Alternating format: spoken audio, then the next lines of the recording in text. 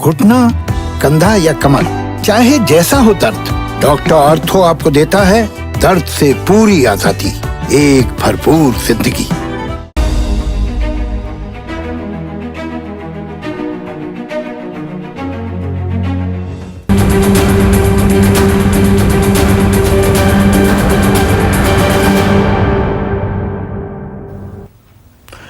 नमस्कार, मैं हूं संदीप चौधरी। आज सबसे बड़ा सवाल में फिर से बात कोरोना की, इस संकट काल की, जिसमें आप, मैं, हम सब जी रहे हैं, जीने को मजबूर हैं और जीने के लिए तड़प भी रहे हैं। एक बहुत पुरानी कहावत है, अब पछताए होत क्या जब चिड़िया चुग गई खेत। आप कहेंगे मौजूदा सूरत हाल में अब ये मुहावरा क्यों सुना रहे हैं? इसको मैं थोड़ा आपको समझाता हूं। सबसे बड़ी दिक्कत इस वक्त देश में, जबकि पिछले 24 घंटे में 3,49,691 नए मामले सामने आए, 3.5 लाख लगभग, 2,300 लोगों की मौत हो गई है, 2,767 लोगों ने अंतिम सांस ले ली है। और इसमें वो लोग भी शामिल हैं जिनकी अटकी हुई सांसें हमेशा के लिए रुक गई, क्योंकि व्यवस्था हमारी उन्हें ऑक्सीजन नहीं दे पाई, ऑक्सीजन देने में, प्राणवायु देने में नाकाम रही। लगातार हम आपको दिखा रहे हैं, त्राहिमाम मची हुई है ऑक्सीजन को लेकर पूरे देश में। आज की ताजा खबर क्या है, और दुखद खबर ही है सारी। गुरुग्राम के कथूरिया अस्पताल में 3 मरीजों की मौत हो गई ऑक्सीजन की कमी के चलते। मुंबई में 20 मरीजों को बोरीवली के भगवती अस्पताल से दहिसर के कोविड सेंटर में शिफ्ट करना पड़ा, क्योंकि भगवती अस्पताल में ऑक्सीजन की कमी हो गई थी। और नवी मुंबई में जो सबसे बड़ा ऑक्सीजन गैस रीफिल प्लांट है, यानी कि वहां सप्लाई आती है और वहां से आगे अस्पतालों को दी जाती है, सरकारी बड़े अस्पताल और छोटे नर्सिंग होम भी, यह श्री बालाजी गैस इंडस्ट्री नाम का गैस रीफिल प्लांट है। और यहां पर काम ठप पड़ा है, 2 दिनों से ऑक्सीजन की सप्लाई नहीं हुई। और इस प्लांट से मुंबई, नवी मुंबई, ठाणे और पालघर के 100 से ज्यादा अस्पतालों को ऑक्सीजन सप्लाई की जाती है। तो देश की आर्थिक राजधानी का भी हाल क्या है, इसका आप सहज अंदाजा लगा सकते हैं। अब पिछले कुछ दिनों से, पिछले कुछ सालों से जो एक परंपरा बनी हुई है, प्रधानमंत्री हर महीने के आखिरी इतवार को मन की बात करते हैं, और आज प्रधानमंत्री ने मन की बात की। और जिस संकट काल से हम गुजर रहे हैं, उसमें जो हमारे कोरोना वॉरियर्स हैं, जो डॉक्टर्स हैं, जो नर्सेज हैं, जो सपोर्ट स्टाफ है, उनकी तारीफ की, उनसे बात भी की, देश का ढाढ़स बंधाने की कोशिश की, भरोसा दिलाया और कहा कि अब देश में 551 ऑक्सीजन प्लांट लगेंगे। ये जो ऑक्सीजन प्लांट होते हैं ना, ये दरअसल PSA, pressure swing absorption plant होते हैं ये। और इनको बिल्कुल सरल भाषा में मैं आपको समझाऊं, ये नहीं कि कोई नया प्लांट बन रहा है और वहां से ऑक्सीजन का उत्पादन होगा। वैसे भी we are the largest manufacturer of oxygen in the world.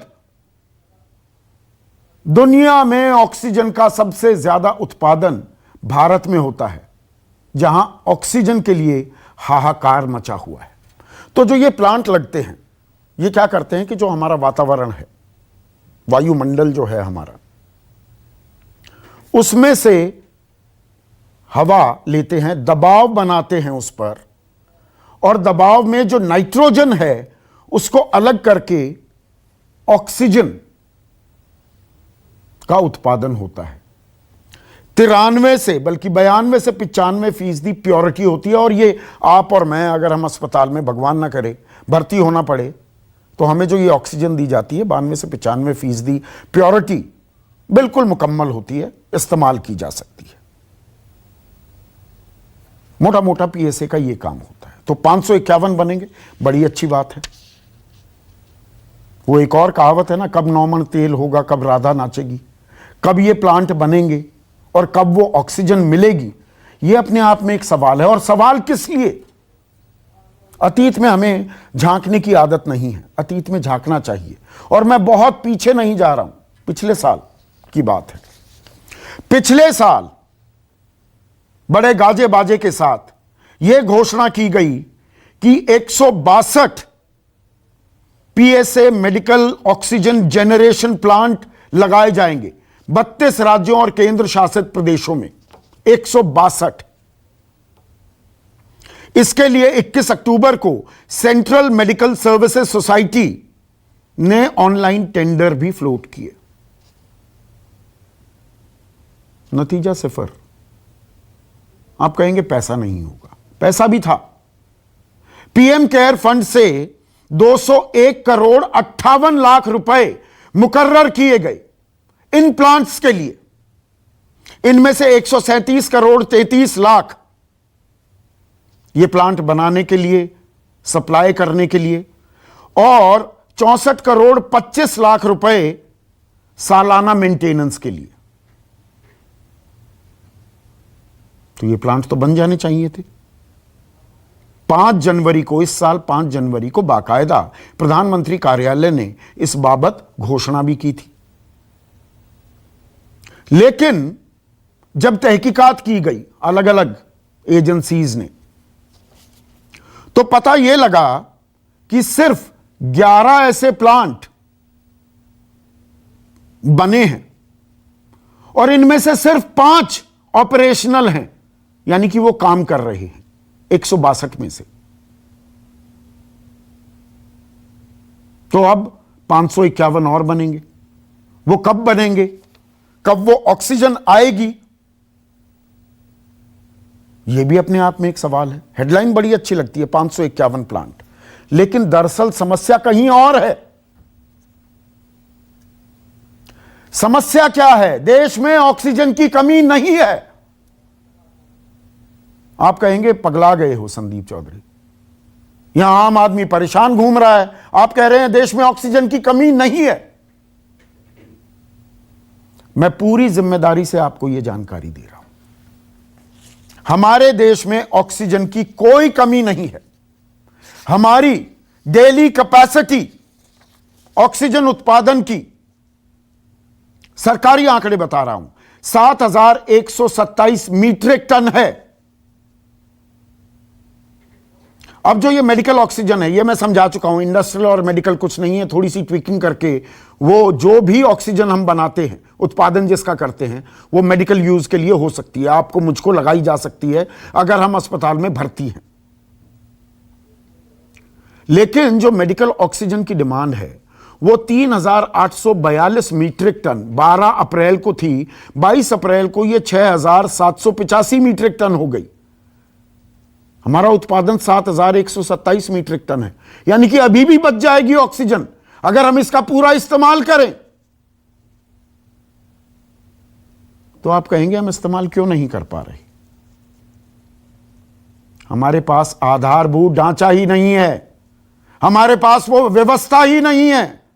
हमारे पास 1,172 ऑक्सीजन क्रायोजेनिक टैंकर्स हैं, जो ये ट्रक आपने देखे होंगे आजकल सड़क पर दिखेंगे, पुलिस की गाड़ियां अगवानी करते हुए अस्पतालों में ले जा रही हैं।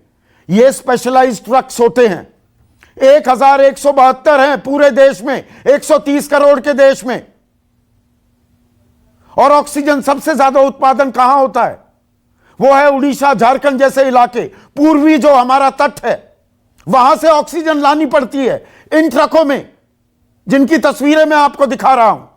वो ट्रक ही नहीं है हमारे पास। और डिमांड कहां है? दिल्ली में है, उत्तरी भारत में है, महाराष्ट्र में है, गुजरात में है। वहां 3 से 5 जो दिन लगते थे, वहां 7 से 8 दिन लगने लगे हैं। अब ट्रेन चलाई गई है, बिल्कुल चलाई गई है। 23 अप्रैल को ट्रेन चली विशाखापट्टनम से, नागपुर पहुंची, वहां कुछ ऑक्सीजन उतारी और उसके बाद नासिक के लिए रवाना हुई।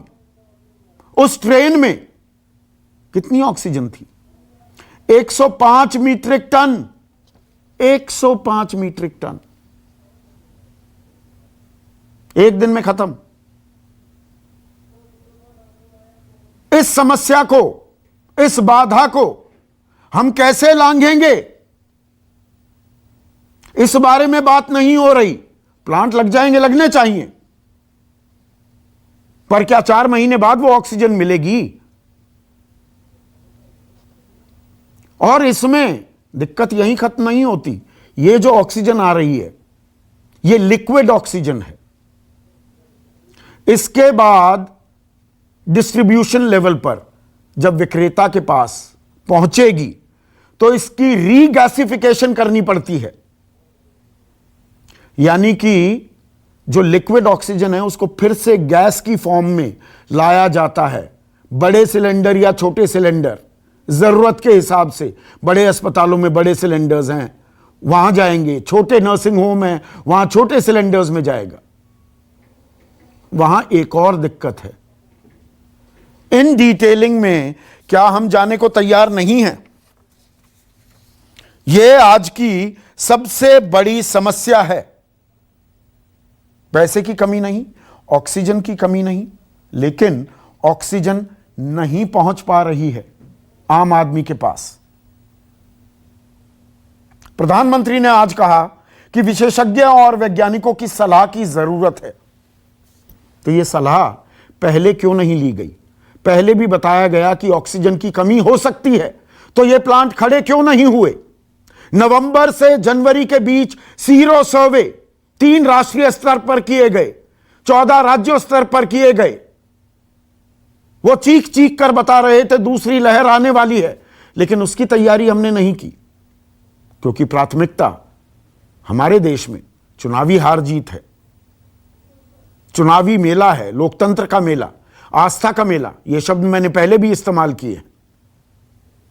अब पश्चिम बंगाल में कल 7वें चरण के मतदान होने वाले हैं।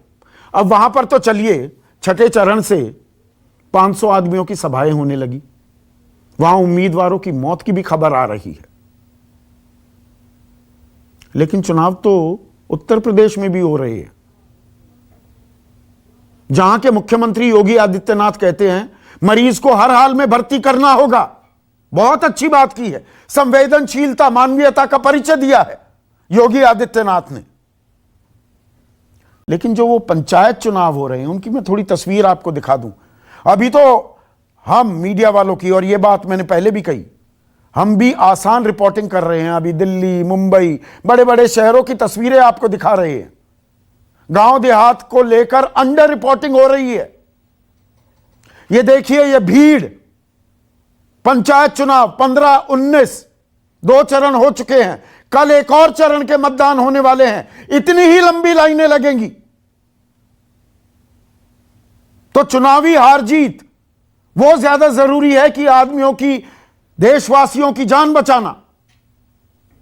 हमारी प्राथमिकता क्या है? और पंचायत चुनाव आयोग नहीं कराता है, राज्य सरकार कराती है। और पार्टी सिंबल का इस्तेमाल नहीं होता, तब भी चुनाव होने जरूरी है। प्रधान, पंच, सरपंच, चेयरमैन ब्लॉक के यह चुनना बहुत जरूरी है, ऑक्सीजन पहुंचाना जरूरी नहीं है। और इसी को लेकर आरोप प्रत्यारोप भी चल रहे हैं। उसकी एक वानगी देखिए।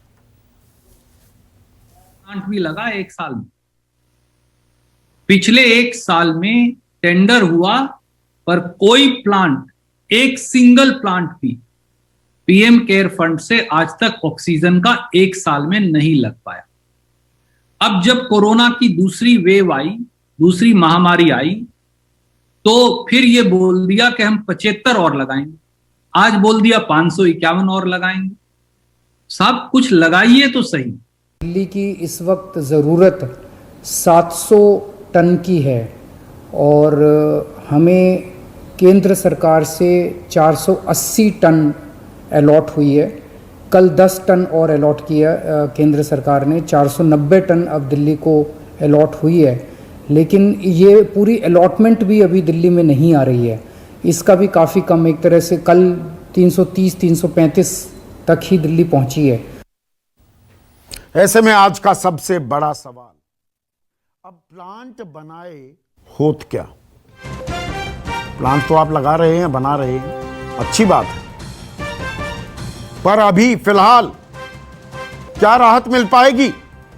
चर्चा में मेरे साथ बीजेपी की राष्ट्रीय प्रवक्ता अनिला सिंह, कांग्रेस की राष्ट्रीय प्रवक्ता डॉक्टर रागिनी नायक, और ये मेडिकल डॉक्टर नहीं है, पीएचडी की है इन्होंने। एक और डॉक्टर हैं हमारे साथ, डॉक्टर सुनील सिंह, जेडीयू के राष्ट्रीय प्रवक्ता, प्रैक्टिसिंग डॉक्टर भी हैं।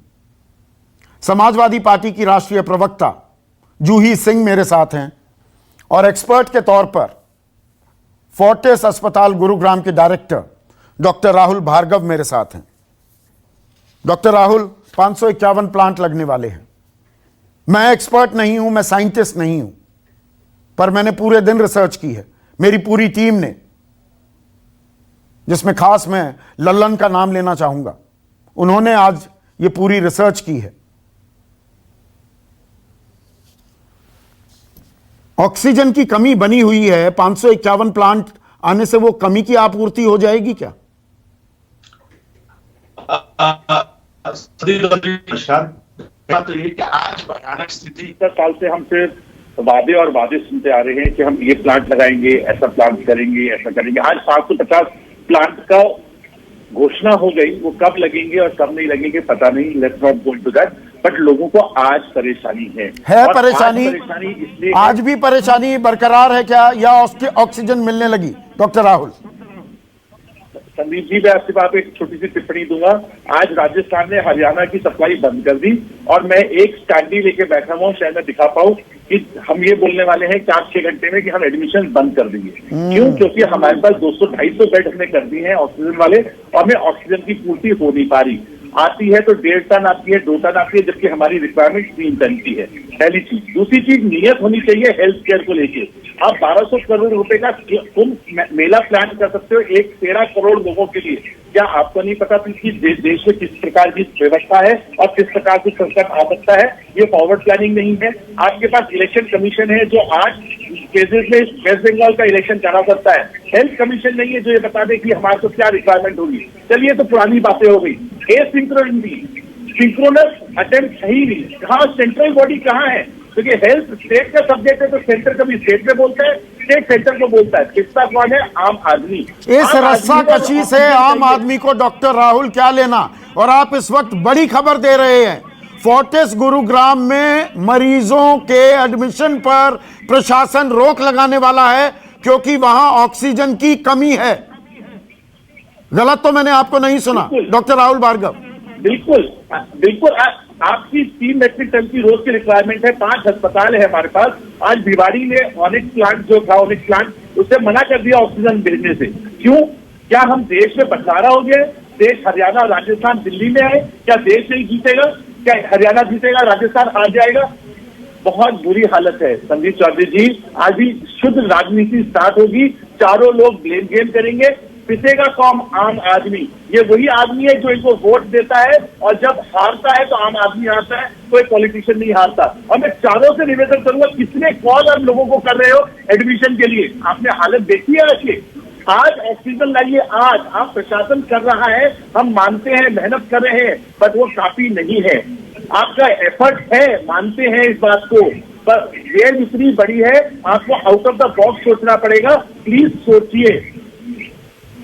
आउट ऑफ द बॉक्स तो सोचना पड़ेगा। प्लांट बनाने की बात हो रही है, पर मैंने जो ये जानकारी दी है, ये जो पीएसए हैं, प्रेशर स्विंग अब्जॉर्प्शन प्लांट,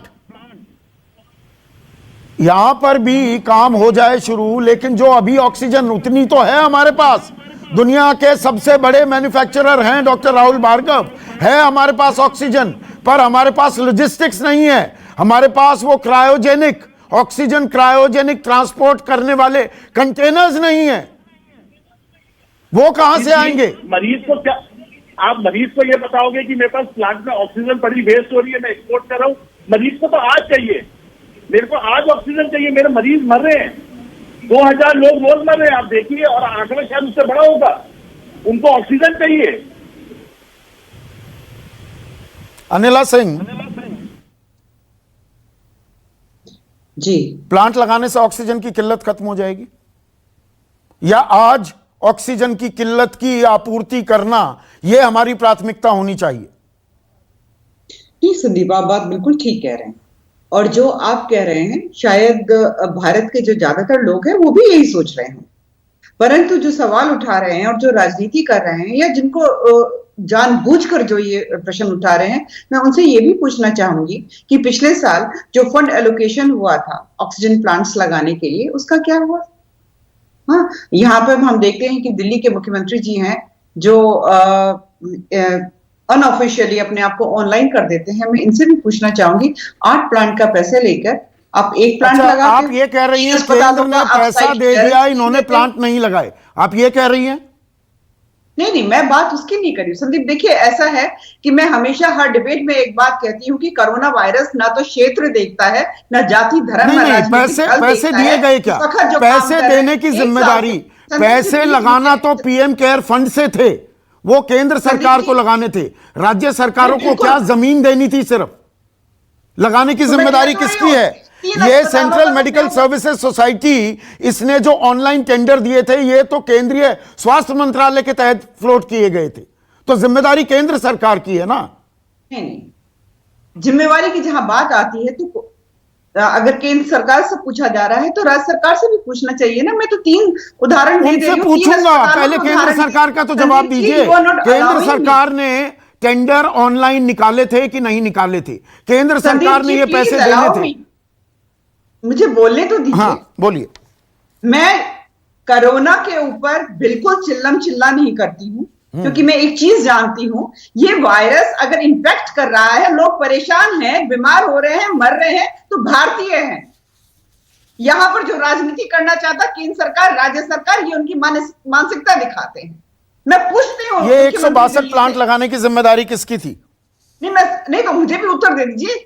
जो तीन अस्पताल हैं, वर्धमान है, सफदरजंग है, और एक अस्पताल और था हरिश्चंद्र, वहां पे क्यों नहीं साइट क्लियरेंस दी इन्होंने? जनाब ने बात बहुत बड़ी बड़ी कर रहे हैं। आपको लगता है कि किसी को मजा आता है, किसी प्रधानमंत्री को मजा आएगा? दिल्ली में तो 8 प्लांट लगने थे, 154 प्लांट का क्या हुआ? 154 प्लांट लग गए। दिल्ली सरकार की गलती है, मान लिया, चलिए आर्ग्यूमेंट से एक मान लिया। 162 में से 8 गए, 154 प्लांट लग गए।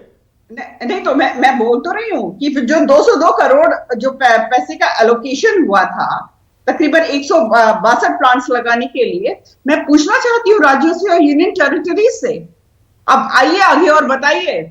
हाँ, आपको लगता है कि प्रधानमंत्री जी और पूरा मंत्रालय और पूरी टीम्स जो लगी हुई हैं, उनका कोई कोऑर्डिनेशन नहीं था राज्य सरकारों के साथ? किसने कोऑर्डिनेशन की जिम्मेदारी किसकी थी? हो रही थी, इन राज्य सरकारों को दिखाई नहीं दे रहा था? मैं फिर से पूछ रहा हूं, केंद्र ने, आप कह रही हैं पैसे दे दिए, राज्यों ने वो पैसे डकार लिए और काम नहीं किया, क्या आप ये कह रही है? मैंने कहा ना कि मैं उन प्रवक्ताओं में से नहीं हूं कि मैं कहूंगी कि पैसे डकार लिए कि नहीं डकार लिए। पर साहब, अगर आप केंद्र सरकार से प्रश्न पूछ रहे हो तो मेरा भी अधिकार है पूछने का कि साहब आप बताइए। हाँ, हमने तो एलोकेशन किया, हमने फंड का एलोकेशन कर दिया, ऑक्सीजन सप्लाई का एलोकेशन कोटा एलोकेट कर दिया, पर आप ला रहे हो? हाँ, आप क्या कर रहे हो? कोटा ही तो एलोकेट किया, पैसा केंद्र को ही लगाना था, मैं ये कह रहा हूं अनिला, पैसा केंद्र को लगाना था, किसी को दिया नहीं गया। पैसे नहीं दिए क्या? पैसे एलोकेट नहीं किए क्या? एलोकेशन होती है कागजों में, वहां लगा, प्लांट लगेगा, काम शुरू होगा तो पैसे दिए जाते हैं चरणबद्ध तरीके से। आप जानती हैं, मुझसे बेहतर जानती हैं सरकार कैसे काम करती है। बिल्कुल मैं बेहतर जानती हूँ। 24x7 जो है टीवी चैनल्स चलते हैं, आप सातों दिन डिबेट्स करते हैं। आप मुझे ये बता दीजिए, आपके चैनल पे डिबेट पे आके किस प्रवक्ता, जो राज्य जो इस वक्त सबसे ज्यादा चिल्ला रहे हैं, उनके प्रवक्ताओं ने आकर ये कहा हो साहब हम ऑक्सीजन प्लांट लगाना चाह रहे हैं और केंद्र की सरकार ने जो फंड एलोकेट किया हुआ है उससे हमें किसी प्रकार की हेल्प नहीं मिल रही? देखिए, ये इन लोगों का फेलियर है। अच्छा, ये दूसरे पे राज्यों मरना का चाहते फेलियर है, हैं। केंद्र सरकार की कोई आपने जिम्मेदारी नहीं। कंटेनर्स की बात करी, अभी लॉजिस्टिक की बात करी, अभी जैसे टाटा ग्रुप है वो इंपोर्ट कर रहा है, ये स्पेशलाइज्ड जो कंटेनर्स हैं वो बाहर से इंपोर्ट कर रहे हैं। 1172 है पूरे देश में। इसके बारे में हमने नहीं सोचा, ना विशेषज्ञों नहीं, से ना वैज्ञानिकों से कोई राय ली। विपदा देश में सोची ही नहीं संदीप जी। आपने खुद ने बताया कि वर्ल्ड में सबसे बड़ा मैन्युफैक्चरर, ऑक्सीजन मैन्युफैक्चरर हमारा देश है। हाँ। क्या हमारे देश ने ये सोचा था कि इस प्रकार की विपदा आएगी? तो ये सोचने की जिम्मेदारी किसकी है? राजनीति देखिए, सीरो सर्वे बता रहे थे दूसरी लहर आएगी, बता रहे थे क्या? नहीं बता रहे थे। नहीं, मैं आपसे जी लगातार ये बताइए कि लगातार कोऑर्डिनेशन बैठक क्यों हो रही थी कि अगर सेकंड वेव आ जाता है कि उसको कैसे कंट्रोल करना है, क्या करना, बात हो रही थी कि नहीं हो रही थी? अगर मैं छोटी राजनीति पे उतर के आ जाती हूँ, संदीप जी आप मेरी बात सुनिएगा, अगर मैं तुच्छ राजनीति पे उतर के आ जाती हूँ तो मैं तो बड़ा मतलब अटपटा लगेगा, पर मैं कहना जरूर चाहूंगी। तो मैं कह सकती हूँ कि महाराष्ट्र में जब ये 100 करोड़ वसूली की बात शुरू होने लग गई, उसी वक्त वहां पर कोरोना बॉम्ब फूटा और पूरे भारत में फैल गया। अच्छा, हाँ? अब महाराष्ट्र ने कोरोना बम फोड़ा। अच्छा, महाराष्ट्र ने कोरोना बम फोड़ा है, मैं नहीं उसमें इन्वॉल्व होंगी। हाँ हाँ, नहीं आप इन्वॉल्व हो ही गई ये कहकर, लेकिन मैं ये मैं राजनीतिक आरोप प्रत्यारोप में ज्यादा जाता नहीं हूं, लेकिन यहां पर एक डॉक्टर ने आरोप लगाया है। एक मिनट, रागिनी नायक, एक डॉक्टर सीधा आरोप लगा रहे हैं, राजस्थान सरकार ने रोक ली ऑक्सीजन, अब फोर्टिस अस्पताल में अगले 1-2 घंटे में नए मरीज लेने से साफ इनकार कर देंगे क्योंकि ऑक्सीजन नहीं आ रही। तो यह समन्वय है राज्यों में, यही राजनीति का हाल है, एक दूसरे पर बंदूकें ताने रखिए। संदीप जी, आज राजस्थान के ऊपर ये आरोप लगाया जा रहा है हरियाणा के द्वारा कि ऑक्सीजन सप्लाई रोक दी है। कल दिल्ली हरियाणा पे आरोप लगा रही थी कि हमारे ऑक्सीजन सिलेंडर रोक दिए हैं। अभी 1-2 दिन पहले ये कहा जा रहा था कि दिल्ली को कनेक्ट कर दिया गया है उड़ीसा और बंगाल से, और बंगाल से ये खबर आई कि हम ऑक्सीजन नहीं देंगे। तो ये एक राज्य बनाम दूसरा राज्य, ये परिस्थिति आज पैदा हुई क्यों है, ये मूल सवाल है। क्योंकि इस हर देश के हर राज्य में रहने वाला हर व्यक्ति एक भारतीय नागरिक है, और जब देश में डिजास्टर मैनेजमेंट एक्ट लगा है, यानी कि ऑक्सीजन का प्रोडक्शन, ऑक्सीजन का एप्रोप्रिएशन, ऑक्सीजन की मैपिंग, ऑक्सीजन का डिस्ट्रीब्यूशन, ये चारों चीजें, इनके बारे में क्या नीति होगी, ये निर्धारण केंद्र सरकार करती है।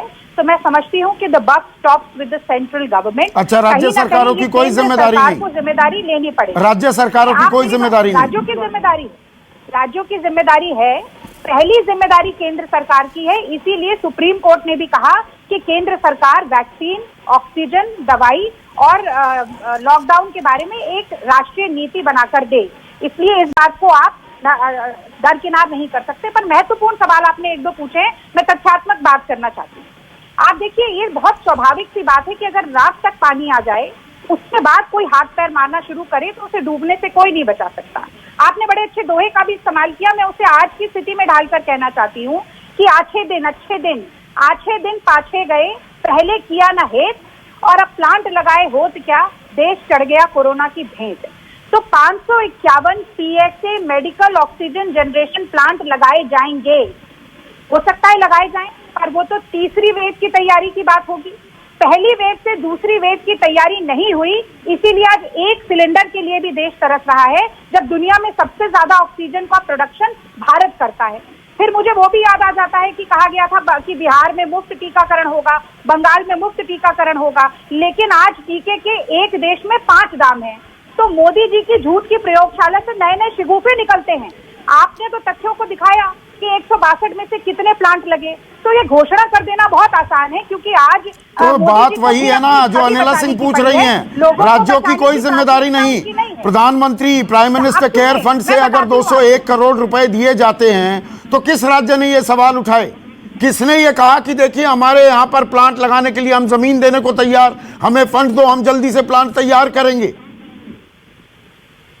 ये किसने कहा? राज्यों के, हाँ, अब मैं आपको बताती हूँ, जिस समय कोरोना की चपेट में पूरा देश हमारा आया हुआ था और त्राहिमाम करना शुरू कर दिया था इस साल दूसरी वेव आने के बाद, तब मोदी जी ने 33 चुनावी रैली की। पहली एक्सपर्ट कमेटी के साथ बैठक हुई जब 2,16,000 केस देश में हो गए। अगर पहले से ये समन्वय बनाने की कोशिश की जाती पिछले साल से, राज्यों को विश्वास में लिया जाता, राज्य की सरकारों को विश्वास में लिया जाता और कहा जाता कि आप अपने जमीन का आवंटन करिए, हम पैसा दे रहे हैं, हमें प्लांट लगाना तो फिर तो वही बात आ गई। फिर सवाल ये भी पूछा जाएगा ना रागिनी, जो अनिला सिंह ने सवाल पूछा, आपकी सरकार है, मिलीजुली सरकार है महाराष्ट्र में, महाविकास अघाड़ी, वो वसूली में लगी हुई थी विकास के नाम पर कि 100 करोड़ रुपए लेकर आओ। कोरोना को लेकर वो चिंतित नहीं थे। सबकी प्राथमिकताएं अलग है ना। जिस मंत्री पर आरोप लगा उसे बर्खास्त किया गया, वो आज मंत्री नहीं है। लेकिन मुझे कृपया ये बताइए कि 4.25 करोड़ रुपए के रेमडेसिविर इंजेक्शन जब मुंबई पुलिस पकड़ती है और देवेंद्र फडणवीस उस जमाखोरी के रक्षक बनकर पहुंच जाते हैं, तो उन पर भारतीय जनता पार्टी क्या कार्रवाई करती है, मुझे बताइए। अरे कार्रवाई आम आदमी के लिए कीजिए। ये राजनीतिक अपमनशिप है ना, वन अपमनशिप। इससे आम आदमी को ऑक्सीजन मिलेगी क्या? रागिनी नायक, मेरी और सुनिए, मैं आपको बताती हूँ। देखिए, तू मैं से दूसरे की लकीर छोटी करके अपनी लकीर ऊपर दिखाने वही तो किया जा रहा है। ऑक्सीजन नहीं मिलेगी। लेकिन ये भी समझना होगा कि जब पिछले साल अप्रैल मई में parliament standing committee on health ने कह दिया था कि ऑक्सीजन शॉर्टेज होने वाली है, जब इस देश के सेरोलॉजिकल सर्वेज ने कह दिया था कि 32 करोड़ तक केस आने वाले हैं, जब बहुत सारी इंटरनेशनल जो समितियां हैं उन्होंने कहा था कि सेकेंड वेव भारत में आ सकती है, तो उसको अनदेखा क्यों किया गया? ऑक्सीजन प्लांट की बिडिंग पिछले साल अक्टूबर में शुरू की गई, यानी कि कोरोना आने के 8 महीने बाद।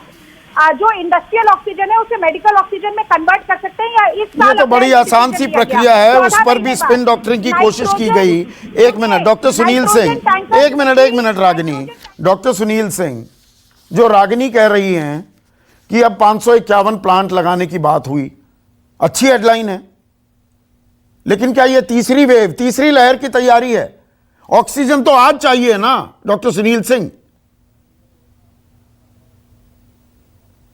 फॉरवर्ड प्लानिंग के तहत इतने प्लांट लगने हैं, वो भी एक महत्वपूर्ण है, वो भी अपनी जगह है।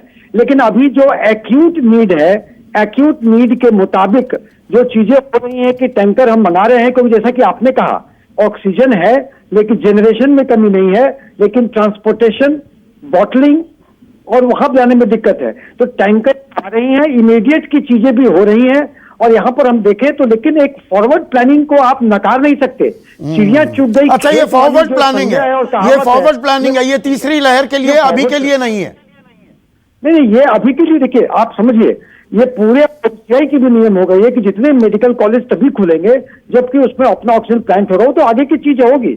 लेकिन अभी में जैसा कि हमारे यहाँ ऑक्सीजन है, लेकिन टैंकरों का डिस्ट्रीब्यूशन का फिलिंग को सुचारू कर रहा है राज्य सरकार और केंद्र सरकार दोनों मिलकर अपने सामूहिक जिम्मेवारी ले।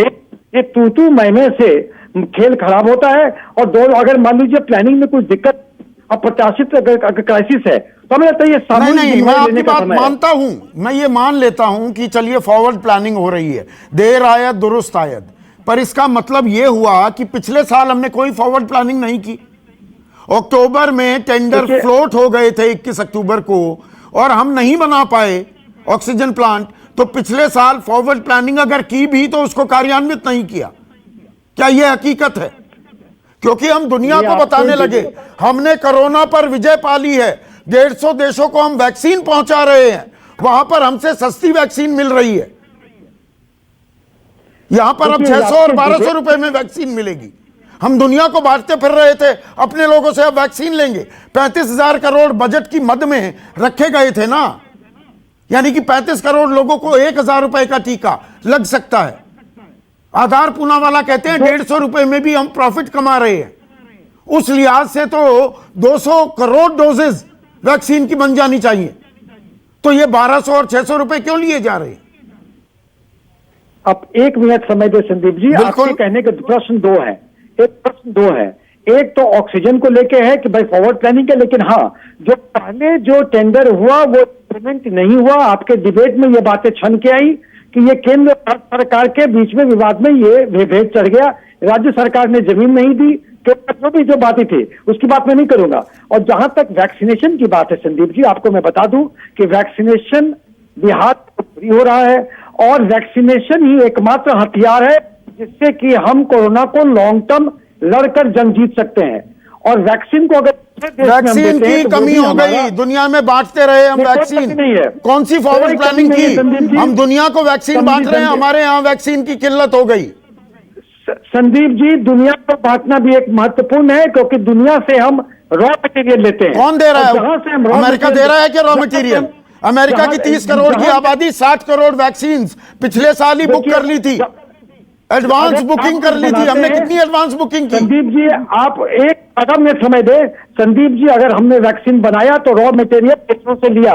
जिस देश से लिया वो हमारा नैतिक कर्तव्य है कि उस देश में हम वैक्सीन दें, और वैक्सीन की हिंदुस्तान में कोई कमी नहीं है। अच्छा, कमी नहीं है। ड्राइव को भेंट चढ़ रहा है, नहीं, वैक्सीन के ड्राइव को भेंट चढ़ रहा है तो नेतागिरी का तूतू मैं कोई नेता कहता है मैं नहीं लगाऊंगा, ये बीजेपी का।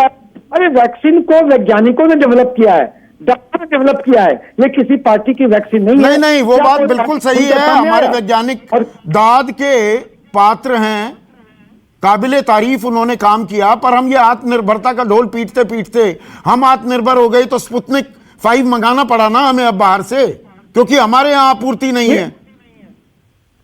वायरस का ज्योग्राफिकल बाउंड्री न तो है और ना हम उसके रिसोर्सेज को बांटने में एक आधिपत्य करेंगे। ऐसे में अराजकता होगी, जैसे कि आपने डॉक्टर साहब को सुना कि राजस्थान ने हरियाणा को रोक दिया।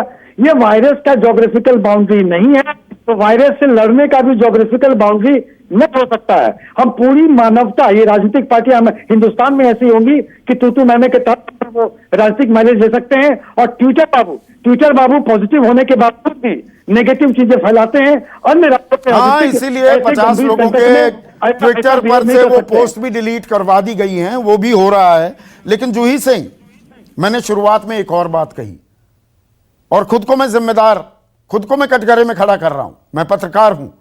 अभी बहुत ही ज्यादा अंडर रिपोर्टिंग असल भारत की हो रही है। ग्रामीण देहात की उन इलाकों में क्या हाल है, जिलों में तहसीलों में जो सरकारी अस्पताल हैं वहां भी मरीज हैं, वहां भी सांसें अटक रही हैं, उन्हें भी ऑक्सीजन की जरूरत होगी।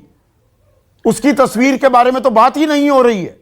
अभी तो दिल्ली और गुरुग्राम में या मुंबई में ऑक्सीजन की कमी है, तो गांव देहात के इलाकों में क्या ऑक्सीजन मुकम्मल तौर पर मिल रही है? संदीप जी, बहुत ही भयावह हाल है। गांव देहात में मौतें हो रही हैं और उत्तर प्रदेश सरकार इसको नकारेगी, लेकिन टाइफाइड के नाम पे नोट करके वो मौतें दिखाई जा रही हैं। हमें पूरी तरह पता था कि सेकेंड वेव और ये क्राइसिस आने वाली है। नंबर ऑफ कंटेनर्स आपने बता दिया, तो उत्तर प्रदेश सरकार ने कितने कंटेनर बनाए? सेंटर ऑफ मैनेजमेंट ने जो 11 बड़े अफसरों का ग्रुप बनाया, जिसमें NGO, scientific adviser, Amitabh Kant ने खुद उसकी मीटिंग शेयर की थी। अप्रैल में और नवंबर 2020 में ये डिस्कशन हुआ था कि ऑक्सीजन का उत्पादन हम करते हैं, लेकिन एक प्लान की जरूरत है कि ऑक्सीजन हम जब किल्लत होगी तो कैसे वहां तक पहुंचाएंगे। 5 दिन से रागिनी जी को मैंने एक हफ्ता पहले कहते हुए सुना था कि करीब 2000 से कम कंटेनर हमारे यहाँ हैं, लेकिन भारतीय जनता पार्टी के सारे प्रवक्ता इस बात को नकार रहे थे। आज आपने सत्यापित किया, मैं आपकी शुक्रगुजार हूं, क्योंकि कठिनाई है, पहले ये तो मानना पड़ेगा। उत्तर प्रदेश सरकार के अकॉर्डिंग तो कोई कठिनाई नहीं है, और साथ ही वाहियात टाइप के सर्कुलर्स। पहले अब हम एक कमेटी सरकार बनाएगी जो निर्धारित करेगी किस व्यक्ति को प्राइवेट हॉस्पिटल में कितनी ऑक्सीजन मिले। कल ये शासनादेश निकला है, पहले सीएमओ का रेफरल का शासनादेश निकला था, उसको वापस लिया गया। अब अचानक एक नया शगुफा कि आईआईटी और आईआईएम सोशल ऑडिट करेंगे। आप किस चीज का सोशल ऑडिट करेंगे? आज जिसको ऑक्सीजन चाहिए, जो सड़क पे खड़ा है व्यक्ति, उसको इससे मतलब तो है नहीं कि केंद्र सरकार या राज्य सरकार उसको देगी कि नहीं देगी, लेकिन केंद्र सरकार डिजास्टर मैनेजमेंट एक्ट के अंडर इसमें जिम्मेदार थी, उनके संज्ञान में था। पार्लियामेंट्री कमेटी ने भी उनको इस पूरी मकसद से अवगत कराया। हेल्थ सेक्रेटरी ने खुद ये बात कही।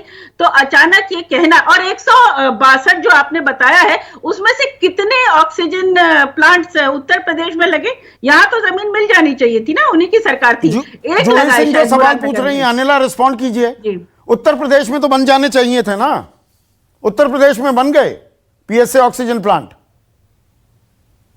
नहीं, ऑक्सीजन जहां तक बात कर रही है, वहां तो डबल इंजन सरकार है ना जी, पर यहाँ पर एक कैपेबल मुख्यमंत्री भी बैठे हुए हैं। अच्छा। प्लांट जो है कोई मैजिक स्टिक नहीं होती कि प्लांट सब कुछ क्लियरेंस हो गई, सब कुछ हो गया और सब कुछ हो गया। तो अच्छा, मुख्यमंत्री के दफ्तर से ऑक्सीजन, प्लांट खड़ा हो गया, मुख्यमंत्री के दफ्तर से ऑक्सीजन अस्पतालों में ऑटोमेटिकली पहुंच जाएगी, प्लांट की जरूरत नहीं है। जी, मुझे बोलने तो दीजिए प्लीज।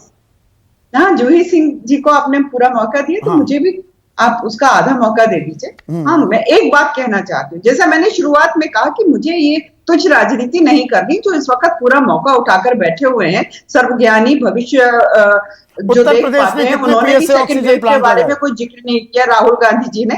और यहाँ पर अगर प्लांट्स की बात कर रहे हैं, कोई भी हो, हाँ, यहाँ पर मैं बहानेबाजी बिल्कुल नहीं कर रही। उत्तर प्रदेश के मुख्यमंत्री एक काबिल मुख्यमंत्री हैं, चाहे वो लखनऊ हो, चाहे वो नोएडा हो। ठीक है, एक क्राइसिस खड़ी हुई है आके, पूरा देश उसकी चपेट में आया हुआ है। हाँ, यहां पर किस प्रकार से कैसे सप्लाई होगी, कहां से ऑक्सीजन आएगा, हवाई जहाज से आएगा, एक्सप्रेस वे से आ रहा है, ट्रेन से आ रहा है, सारी चीजें ये मुख्यमंत्री ने अश्योर करी कि सप्लाई आए। क्राइसिस आई है, हम डिनाई नहीं कर रहे हैं। अच्छा, सप्लाई आ रही है, इसीलिए अनिला, और क्योंकि आप उत्तर प्रदेश से ही ताल्लुक रखती हैं, इसीलिए 2 चरण के पंचायत चुनाव तो हो चुके, अब कल एक और चरण का पंचायत चुनाव होगा, और आप गांव देहात से भली भांति वाकिफ हैं, आप उसी अंचल से आई हैं। वहां इतनी लंबी लंबी कतारें लग रही हैं, तो ऑक्सीजन सप्लाई दुरुस्त है, सोशल डिस्टेंसिंग भी हो रही है, ये मैं तस्वीरें दिखा रहा हूं। मतलब चुनाव होते रहेंगे, सब कुछ नॉर्मल है, कंट्रोल में है उत्तर प्रदेश में। नहीं, चाहे वो उत्तर प्रदेश हो या कोई भी जगह हो, देखिए संदीप जी, मैंने हमेशा एक बात कही है कि नहीं, कोरोना जो प्रोटोकॉल है उसको फॉलो करना चाहिए। कोई भी राजनीतिक दल हो, कोई भी सत्ता हो, चाहे कोई भी हो, फॉलो करना चाहिए। मैं अब देखिए, अब आप कहेंगे कि इसमें क्या हो रहा है, लगातार जब बोला जा रहा है मास्क लगाओ, डिस्टेंसिंग रखो, क्यों नहीं हो पा रही है? मतलब प्रधान, सरपंच, चेयरमैन, इनको चुनना इतना जरूरी है कि लोगों को लाइन में खड़ा करवाइए। नहीं, ये इतने जरूरी चुनाव है। अभी जूही सिंह बैठकर आपके पैनल पर बैठ के राजनीति कर रही है, मैं भी कह दूंगी अरे ये लोग जो बिना मास्क के खड़े हुए हैं ना, ये जो है समाजवादी पार्टी के लोगों ने इनको खड़ा करवाया हुआ है। ये खड़े ही क्यों है? ऐसी मतलब I don't want to get into it, मैं सीधी सी बात कहती हूं, मतलब ऐसी डायर इमरजेंसी क्या है कि चुनाव होने इतने जरूरी हैं?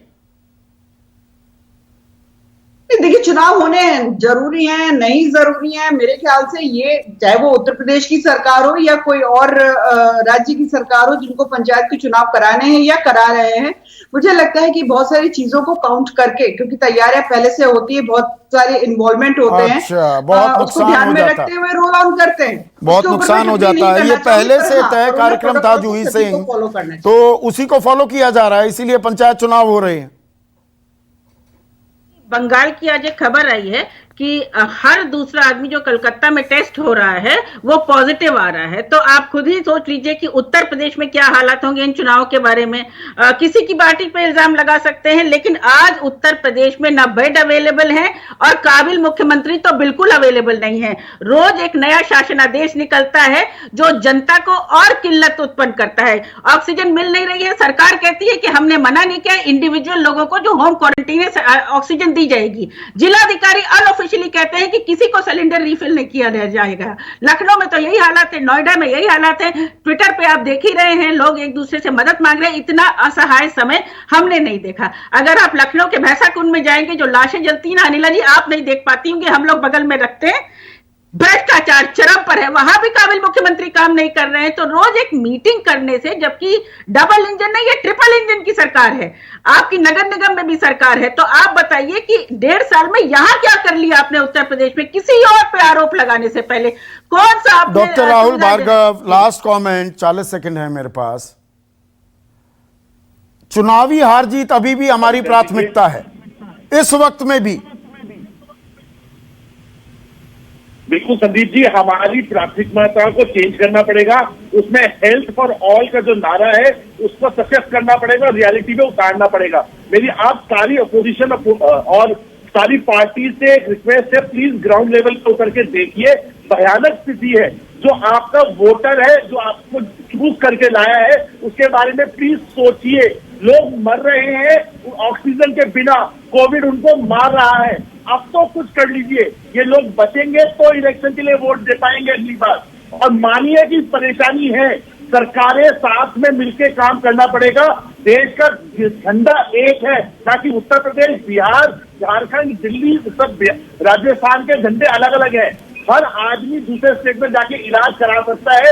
ये ऑक्सीजन की राजनीति बंद करिए, मरीजों को बचाइए। राजनीति बंद करनी होगी, और आगे की रणनीति तो बिल्कुल बनाइए। फॉरवर्ड प्लानिंग बहुत जरूरी है, मैं उसे नकार नहीं रहा हूं, लेकिन वर्तमान में भी आना होगा। आज जो दिक्कत का सबब है उसे बिना राजनीतिक आरोप प्रत्यारोप के हम इससे कैसे उबरें, आम आदमी को राहत कैसे दें, उसके बारे में सोचिए। यह मैं व्यवस्था से कह रहा हूं। नमस्कार। खास जड़ी बूटियों से बना पेट सफा आयुर्वेदिक चूर्ण आज ही ले आएं। पेट सफा पहली रात से ही असर दिखाता है और इसकी आदत भी नहीं पड़ती। पेट सफा, हर रोग दफा।